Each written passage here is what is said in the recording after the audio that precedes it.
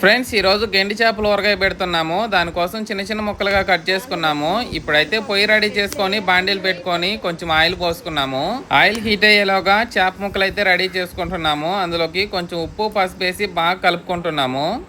Okay friends, నూనె అయితే కాగిపోయింది. ఇంకా ఉప్పు పసుపు వేసి కలుపుకున్న ఆ చేప ముక్కల్ని నూనెలో అయితే వేస్తున్నాము. ఆ చేప ముక్కలన్నిటిని నూనెలో వేసి బాగా ఫ్రై చేస్తున్నాము. దోరగా ఫ్రై అయిన తర్వాత వాటన్నిటిని వేరే గిన్నెలో తీసుకుంటున్నాము. చేప ముక్కలన్నిటిని బాగా ఫ్రై చేసుకున్నాము. ఇప్పుడు అదే నూనెలో కొంచెం అల్లం పేస్ట్ వేసుకొని బాగా ఫ్రై చేస్తున్నాము. ఓకే ఫ్రెండ్స్, అల్లం పేస్ట్ అయితే బాగా ఫ్రై అయిపోయింది. తర్వాత అందులోకి 4 గెంట్లు కారం అయితే వేస్తున్నాము.